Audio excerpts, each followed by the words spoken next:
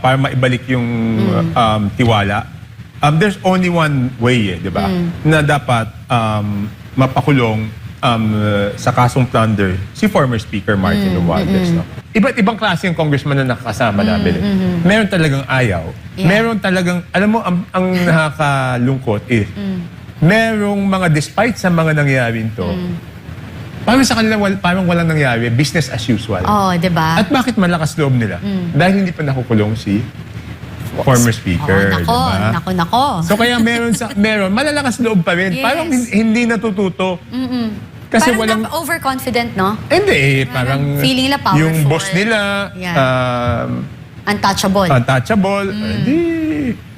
Kami, ganun din. Oh, yeah. Yun ang iniisip nila. Oh.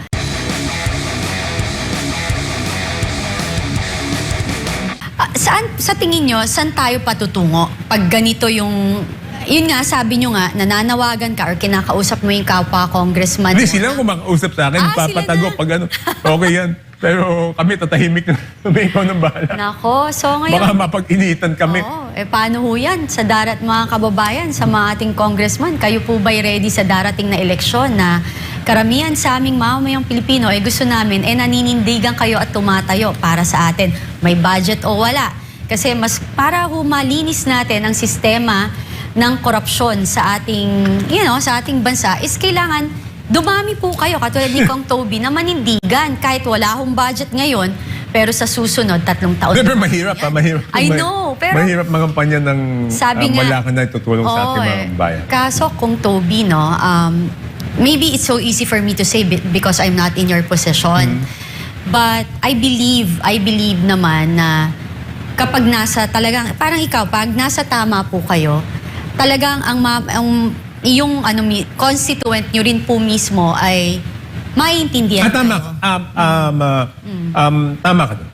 Tama ka doon. And leadership is always by example, di ba? Yes, opo. If papakita mo sa kanila na kailangan ko panindigan to dahil ito yung tama, magtiwala ka, nagagawin din nila ang tama, lalo na pagdating sa eleksyon. Ako yan lang prinsipyo ko eh. Tama. Pag pinakita mo sa kanila na pinanindigan mo yung tama, maninindigan din silang gawin ng tama. Correct. Kasi magiging parte ka na rin ng sistema eh. Pag gano'n hindi na magbabago talaga kung walang mag-uumpisa. Kahit parang, alam niyo, Kong Toby, yung ginagawa niyo, kahit sabihin mong 1, 2, 3 kayo, malaking bagay yan eh. Kasi yung mga pero katulad nakakapagod mo, eh. Oo, kahit naman kami, diba? Nakakapagod. Pero sabi nga nila, we need to start somewhere. And as long as we're guided by the Lord and ginagawa natin yung tama, eventually, masusubaybayan or susundan ka ng mga tao. Yes. And naninindigan ka kasi. And sana dumami pa yung mga kagaya ninyo po. Sana nga kasi nakakapagod. Oo, kasi, ilan lang kami dun. Oo, kasi parang balita ko marami nang mapapalit ang congressman. So, ngayon, Kong Toby, paano ho natin, aside, di ba sabi nyo nga, kailangan transparency, accountability.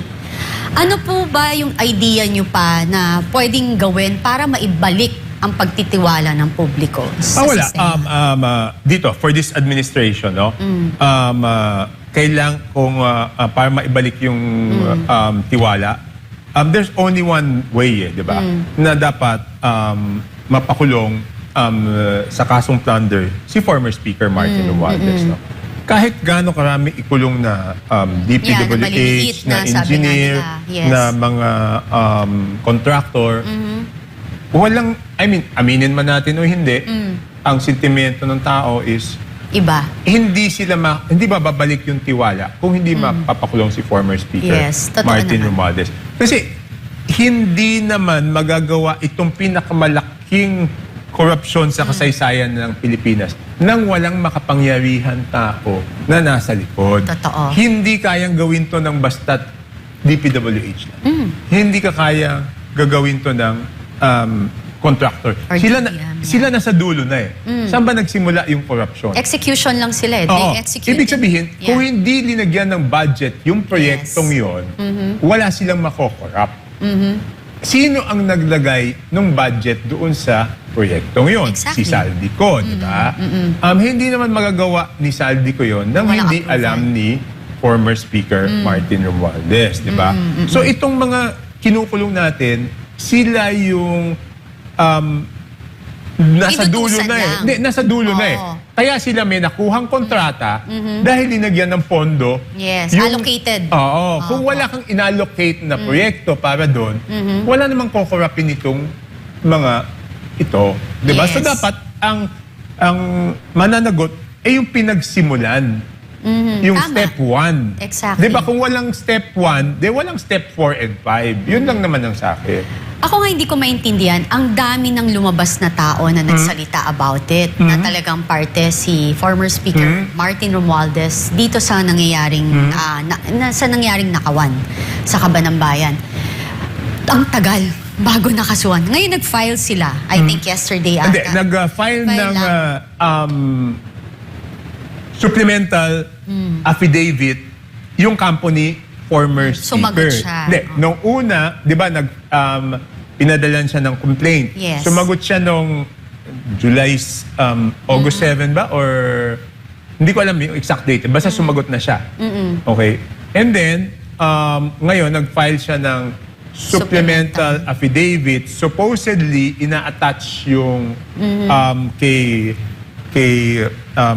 Gotesa at saka yung doon sa ibang mga bodyguards and drivers ni Saldico Okay. na Yung na isang supposedly kasama. merong ibang statement, no? Okay. So, yun ang inattach nila na sinasabi nila walang ebidensya. Pero nakita ko yung statement ni Ombudsman Boying Remulla. Sabi niya walang epekto yung mga Yeah. walang epekto yung mga yan doon sa lakas ng kaso na hawak ng tanggapan ng Ombudsman. Okay. Kasi yesterday, may nakita ako, if it's right, na yung date niya is, what you call this? 20? 20? Did you see it ba? Yung Ano yan? Special Panel of Investigator. Oh, yan Office. yung ano niya. Yan yung supplemental, pero hindi ko pa nakita yan. Supplemental versus complainant versus, yan. Oo. Tapos July 20 yan. Okay. So, anong masasabi niyo dun sa paglabas ni Gotesa? Kasi sobrang sobrang timing lahat. Yung kanina nga na pag-uusapan natin, na paano mo naman bigla mong babanatan yung mga tao na nakakulong na hindi Paano sasagot yung nakakulong, Yes. di ba? Oo. Eh hindi nga pwede ata di ba nakita ko si Mike Defensor minsan Oo. papasok siya sa Sandigan, hindi nga siya pwede magsalita. Yes, Kasi correct. siyempre dali mag-akusa naman doon sa hindi correct. sagot, no? But kanina nga you showed me and I recall na matagal na sinabi na ni Gotesa. Hindi, ni Mike Defensor Oh, yes. Oo. na sila ang ituturo, na supposedly nagbigay sila ng pera. Yeah. So, Nothing new. Hindi na nga rin kami na-surprise. oo, di ba? Then, So, mukhang yeah. matagal na yung Actually, affidavit na yung yun. video na yon, I share it in my Facebook also. Yung dati, pinost din yun ni former Congressman Mike Defensor, na sinasabi doon ni Gutesa, kausap niya yung wife niya. Yes, yun. Yun yung ano. Ayun, pinapirma siya ng affidavit, pinabasa, binidyo siya. Tapos yun, sinabi sa kanya na idiin daw si Marcoleta, tsaka si Defensor, na binigyan siya ng pera and everything. Same Doon loob- sa affidavit. niya, pati yung video niya. So, ako lang naman, ang feeling ko, may nag-post din na isa sa Marine, retired men in uniform na kasamahan niya, na sinabi na, yung video na nyo, I even shared that post also, is November 2025 pa yan ginawa. Maawa naman kayo dun sa tao. Hindi, tsaka yung nakita ko yung post ni Attorney Baligon. Yes. Na pinakita niya na doon sa isang delivery, kasama si Gotesa. Correct. So hindi na, sa akin simple lang to eh. Ang dapat lang gawin ng ombudsman, unsolicited advice, wala na tayong pagtatalunan dito, is yung photo na yon ipa-digital forensics nila. Yes, exactly. So pag pina-digital forensics nila, malalaman kung edited yung photo, kung totoo yung photo. Yes. So kung totoo yung photo na kasama siya sa delivery, wala nang ibig sabihin yung affidavit niya. Diba? Yes. So yun lang ang dapat gawin ng mga nag-iimbestiga. Pa-digital forensics yung yung photo na yun. Tapos na. Wala na tayong pagtatalunan. Actually, ako din. Yung hamon ko nga, I've posted it na ipa-forensic din nila yung video ni Gutesa. Ayan, tama ka. If it's recent or it's been edited. Kasi makikita rin yun kung kailan or bago lang ginawa, kung may pinanggalingan. That's very important. Kasi kung matagal na yon, matitrace nila yon. Tama. Yun po. So yun ang ang napakahalaga. Wala nang pagtatalunan doon sa... Kasi lahat magtatalo-talo eh. Hindi ganito, ganyan. Pa-check na lang natin yung mga ebidensya. Wala na, tapos na ang pausapan. Yeah. Tsaka napanood niyo ba yung statement ng lawyer ni former Speaker Martin Hindi ko Romualdez? napanood. Sinabi niya, they're very confident na madidismiss daw yung kaso. Hindi kasi hindi lang naman yan yung hindi lang naman yan yung ebidensya ng ombudsman eh. 'Di ba sinabi ng ombudsman doon na yung Jose Raulito Paras na yung may-ari ng Golden Pheasant na bumili doon sa Tamarind, siya rin ang basta konektado siya kay former Speaker Martin Romualdez, no? At ang dami niyang binili. Bumili yata siya sa Amanpulo, bumili rin siya sa Soto Grande, no? Pero, pero nabalita ko na meron ng aangkin na kunyari siya ang nag-utos. Siya ang beneficial owner at hindi si Martin Romualdez. So, yun ang parang taktika nila na ngayon. Ngayon, yung laro nila, no? Pero no, sa tingin niyo... Sa tingin ko, alam na rin yun nung mga mga naghahanda ng kaso. And I have faith sa kay Ombudsman Remulla na sinabi niya na walang epekto doon sa strength ng kaso niya. Yeah, obviously naman talaga na... At saka, meron pa balikan ho natin si Gutesa kasi meron doon na ang tawag dito na pinangakuan daw siya and all, no? Pero natatandaan ko kasi, even if you check the past video of the hearing of Blue Ribbon, nag-offer pa po si Senator Marcoleta ng proteksyon. Siya mismo nagsabi na ayaw niya, hindi niya kailangan ng proteksyon. Kasi kaya naman daw niya yung sarili niya. Sabi pa nga ni Senator Marcoleta is, yan, ang tapang mo. Or something like that, di ba? So ngayon, hindi niya in-expect na mangyayari to sa kanya. You know, there's only one thing kasi kapag talagang pamilya mo, ako tinitingnan. Kaya nga, sa mga nanonood, siguro tataka kayo, I don't even really post against Sergeant Gutesa, no? Marami rin ho ako kaibigang mga Marines, nakatrabaho ko sila ng pandemic and everything, kahit to ang armed forces, no? So I really have faith with them. Pero minsan, kapag naiipit ka, nagigipit ka, at lalo na ang pamilya mo na maapektuhan, ibang usapan yun eh. So, mahirap po yun. Naiintindihan naman natin yun. I have faith na naiintindihan ko nga yun eh. Kaya nga ang sinasabi ko, para hindi na pagtalunan, daan lang sa digital forensics, di ba? Para tapos na yung usapan. Wala na tayong pagtatalunan. Correct. So, ngayon, anong ine-expect ninyo? Talaga hubang makakasuhan sa tingin nyo? Kasi... Yun ang sabi ni Ombudsman eh. Yun. So, kaya nga tayo rin hintay natin. Ano kayang dahilan? Bakit tumagal? Hindi, okay. Para lang idea. Parang... Medyo magaling din yung pagkagawa eh. So, syempre, sinisigurado lang ng prosecutors na... Kasi ang hirap naman sitwasyon ng ombudsman kung mafa-file nila tapos later on madidismiss. Di ang ano na naman sabihin na areglo. So, I think... I have confidence na sinisigurado nila na lahat ng pwedeng maging depensa ay takpan nila. Yes. Alam mo, meron namang paraan dyan para talagang malaman natin kung si Martin. Yung mga congressman magsalita na sila. Ay, yun ang problema. Ayaw nga magsalita eh.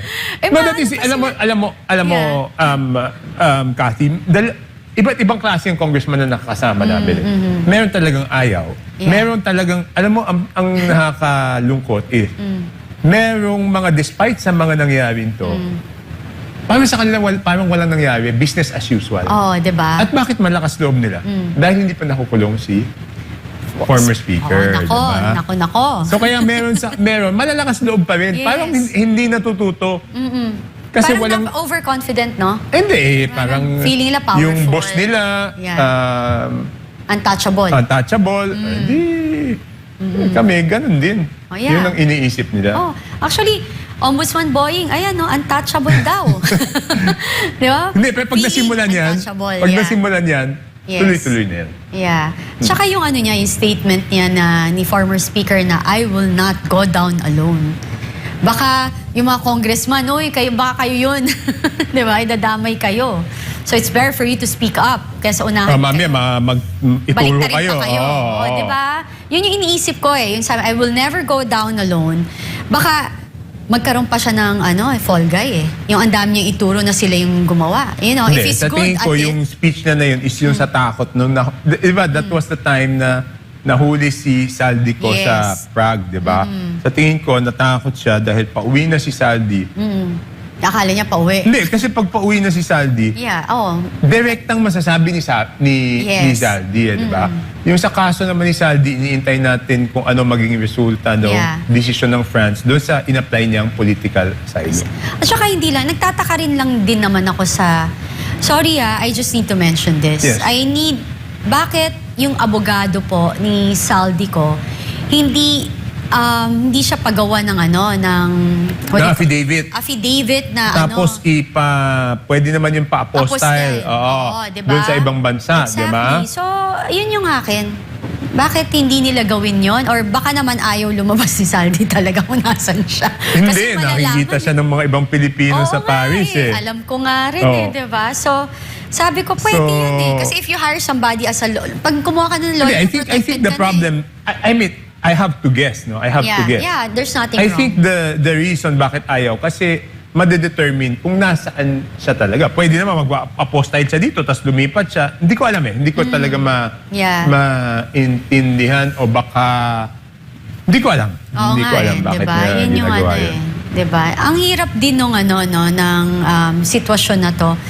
Kasi to talaga eh, the massive, talaga yung scam na to talagang pinag-aralan. Hindi. Ang masama dito is dinesign yung proseso.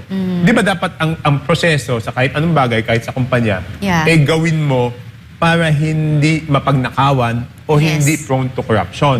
Ang ginawa natin dito baligtad. Dinesign nila yung sistema para mapagnakawan at magatasan sa corruption. Yes, correct. So hindi siya hindi siya tawag dito, hindi siya pa isa-isang korupsyon eh. Kung hindi Massive. hinolsale, Yes. hinolsale yung korupsyon, Oo. dinisenyo yung Oo. sistema para madaling gawa ng korupsyon. Correct. I remember, Kong Toby, kayo ho ba kukunin din na witness ng ombudsman? Kasi I remember na Wala one time... ako, nasa kanila yun eh. Sila naman nagsabi na inimbitahan nila ako 2 beses. Yeah. At pumunta naman ako. Apo. So, whatever they need naman Yeah. in the same manner doon sa ICI, di ba? Nung may ICI, ako pa unang-una nag-volunteer. Yes, exactly. Even in Senate. Yes, ikaw lang yung pumunta doon na congressman. Hindi, nung sa Senate naman, I waived the parliamentary courtesy. Kasi courtesy lang naman yun, hindi Yes, naman batas exactly, yun eh. exactly. Di ba? So, nung tinanong ako, willing ka ba? Wala naman akong tinatago. Bakit naman ako hindi And pupunta? Kasi the reason why I asked you this question, kasi I remember nakapagkwento ka na you were there nung nasita sila ni President Bongbong Marcos about sa Pero ang mas Ferrari and all. importante doon is, siyempre, i-deny ito ni former Speaker Martin Romualdez, no?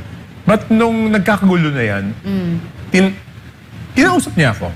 Sabi niya sa akin, noon, okay pa kami. Tapos sa tawag niya sa akin, primo, di ba? So, sabi niya, ano ba't nung nangyayari? Sabi ko, kasi sobra naman si Saldi.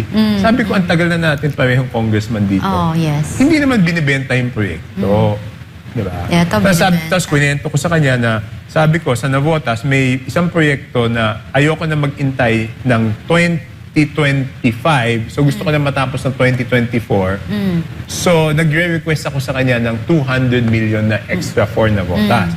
To finish it. To finish it. Kasi kung hindi malalagay sa 2024, mapupunta pa siya 2025. So mag-intay na naman ng isang Oo, taon bago matapos yung... nakatenga. Hindi, tsaka di ba yung mga natin, siyempre ibang mga constituents, ang tagal naman ito, bakit hindi matapos-tapos? Correct, Siyempre kung correct. walang pondo. Tama. So yun ang gusto kong matapos.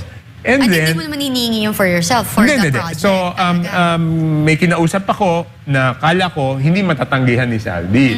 So sabi ko, pakikausap naman si Saldi, dagdag lang na 200. So bumalik naman yung pinag-usapan ko. Sabi, okay na kay Saldi. Kaya lang, hindi na 20% sa'yo, 10% na lang kasi presyong kamag-anak.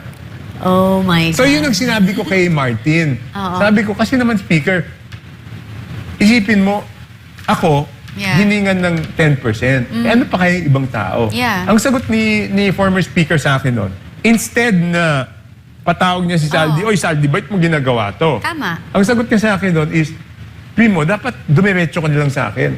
So, ibig sabihin, kung dumiretso ako sa kanya, baka wala. Ang point ko naman doon, ang sagot ko sa kanya, Speaker, hindi ko naman kinikwento to sa'yo para humingi ng exception. Tinatanong mo ako, bakit nagkaganito? Sinasabi ko sa'yo. Correct. Pero sabi ko, hindi natuloy yun because baka pag ako, kung may 10% para kay Saldi, ako magsasabi doon sa district engineer na may 10% yan. Hindi akong pagdududahan. So sabi ko, hindi natuloy. Ang point ko lang doon is, siguro sa kanya, nagmagandang loob siya na, o yan, pagbibigyan kita, walang ano. Pero sa akin, bilang speaker, dapat Discipline. pinagalitan mo si Sal kung totoong wala kang kinikita alam. or alam. Dapat sinabi mo kay Saldi, tigilan mo lahat yan o pinagalitan mo si Saldi, di ba? Basically, wala tayo dito ngayon sa problemang ito kung napigilan. Yeah, From okay. to begin Yan lang. Tingnan mo. Tapos nung speaker siya, di ba? Yung travel clearance ni Saldi, hindi niya kinancel. Di ba? Nung Correct. pagpasok ni Speaker D, tsaka kinancel. So, anong ibig sabihin nun? Correct. Talagang ang tawag ito, may protection na hindi mo maintindihan. Tsaka isipin mo si Saldi, ilan na yung 18 yung dito sa kabila. Yes. 20 yung doon pa lang 38. Saan ka nakita ng congressman na 38 bodyguard? Di ba? Ibig sabihin kung walang malakas na backer yun, Oo. ay may sobrang maliit na bagay, grabe pero doon mo naman makikita. yun. Oo. Bakit ganun kadami? Hindi. Ibig sabihin, Oo. Gati, kung walang malakas na backer yung Saldi ko, Oo. makakakuha siya ng 38 Bodyguard. Correct. Kasi parang isang, ano ba yun? Oo, Isang diba? police station yata yun Oo, sa diba? probinsya. Ginawa Kaya niyang nga bodyguard. Tapos, may mga, na lang naman, naririnig tayo na basta lahat meron siya eh. Kailangan lahat ng project meron siya. Hindi, yun ang problema di ba? Hindi lang DPWH naman yan eh. That is what I would have wanted to hear from the president, no? Yeah. Na nung sa SONA, sabihin niya na lahat ng departamento labas niyo na yung ebidensya Yes. laban kay Martin, di ba? Kasi hindi lang naman DPWH yung pinakaialaman nila sa hindi nga lang daw. Hindi lang daw talaga. Diba? So, ano sa tingin mo na bakit hindi yun nabanggit? I don't know. I Yeah. just would have wished, kung ako yung gumawa ng speech niya, ganun na lalagay ko. Yeah. Hindi ko alam bakit hindi nabanggit no? yun. Kasi kung talaga ako nga para matapos na, yung para makita natin yung sincerity na talagang may gusto tayong panagutin, dapat umpisahan natin talaga to Hindi naman tayo namimili. Ang sinasabi lang natin is yung that totoo. doon sa lahat ng ebidensya, sa kanya nakaturo. Wala namang ibang tinuturo yung ebidensya kung hindi siya eh. Ang dami na nga. Di ba? Parang ang dami na ngang lumalabas.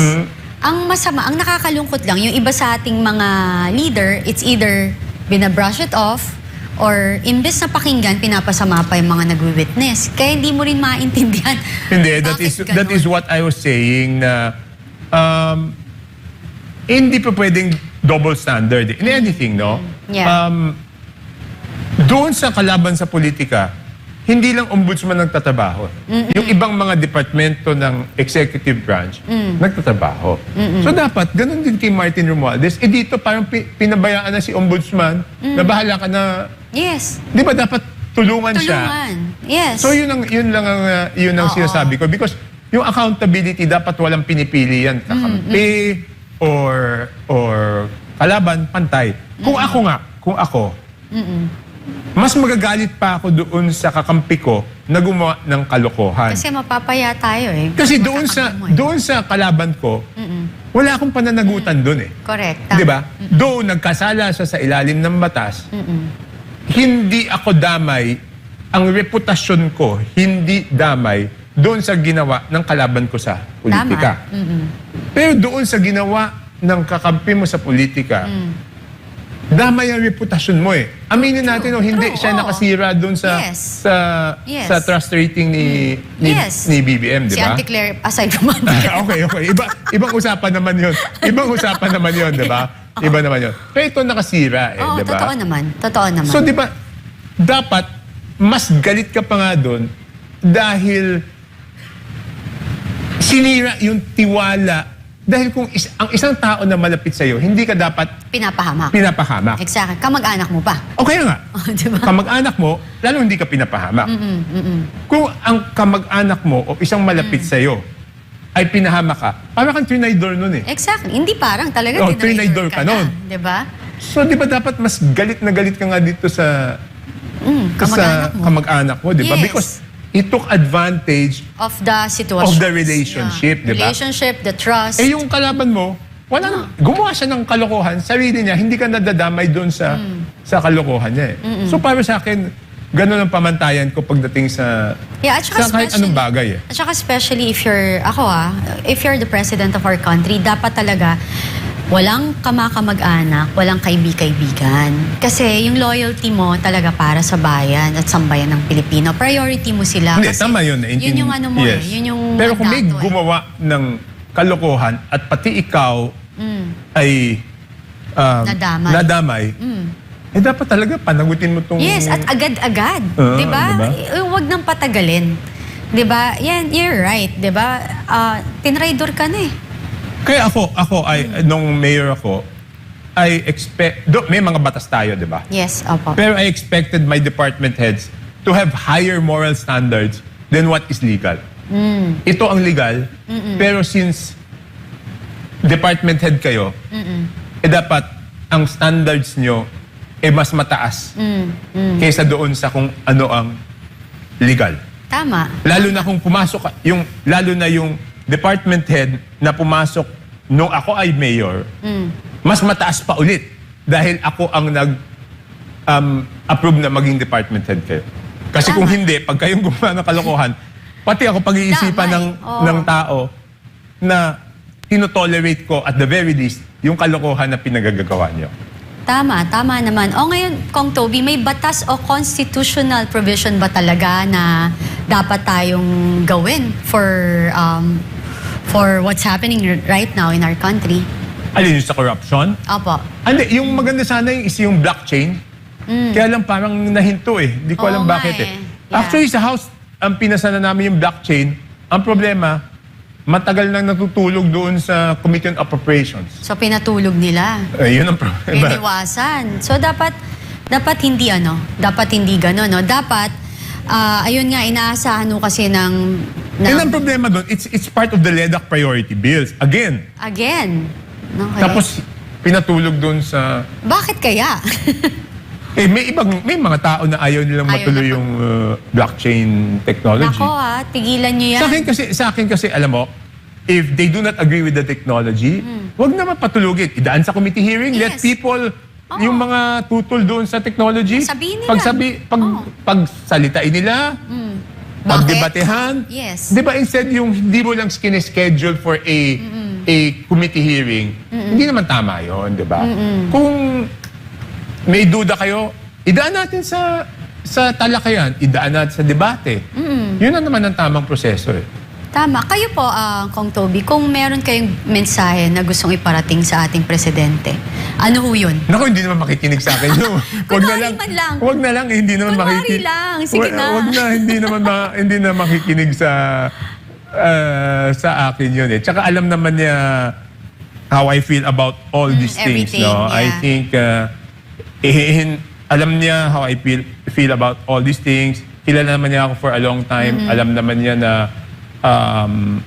alam niya that I've been like this ever since I Way became back. a Yes, politician, di ba? yes. So, alam naman niya yun eh. So, wala na akong dapat pa... Sa kasamahan niyo po sa Kongreso, anong mga mensahe ninyo? Hindi, sa mga kasamahan ko sa Kongreso, syempre naiintindihan ko. No, but dapat lang sana ma-realize yun nila na kung mas marami kaming tatayo, Opo. may ayos natin yung sistema eh. Tama. And once may ayos natin yung sistema, it's going to be good for everyone that wants good eh. True. Di ba? Pag inayos natin yung sistema, magiging mabuti siya para sa karamihan na may gusto ng kabutihan. Siyempre, yung nakikinabang doon sa hindi ayos, ayaw nila yon, di ba? Tama. Pero mas marami namang congressman ng ang gusto ng tama di ba? Correct. Kung lahat lang, isipin lang natin, lahat ng gusto ng tama, magsama-sama. Yes. Di maitatama natin yung At sistema, di ba? sasamahan kayo ng mamamayang Pilipino, lalo na sa mga nangyayari right now. Yes, and the problem is and the problem is talagang yung tiwala Kaya tignan mo, lahat ng nangyayari is nasisisi because walang tiwala. Kasi pag walang tiwala ang mga kababayan natin, ang hirap mag-govern ng ganun Kasi lahat Yeah. ng gagawin, Gawin mo.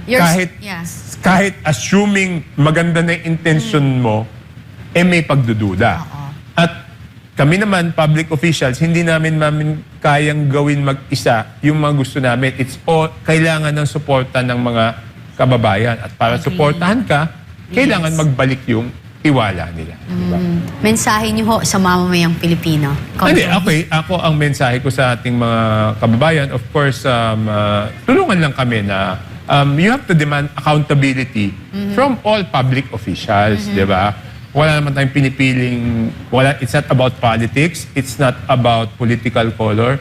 Yung accountability naming mga public officials, dapat lahat ng public officials accountable sa ating mga kababayan. Tama.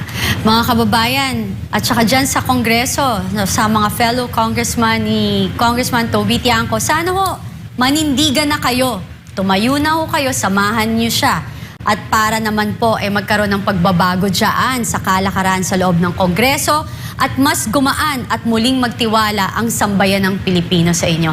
Kung Toby, thank you so much for everything, for the knowledge, and for letting our fellow Filipinos na matutunan kung paano tumatakbo ang budget. Kasi because that is the way unang-una dapat matutunan nila yung proseso para pag naging transparent, yes, they can hold people accountable doon sa dapat na tamang sistema.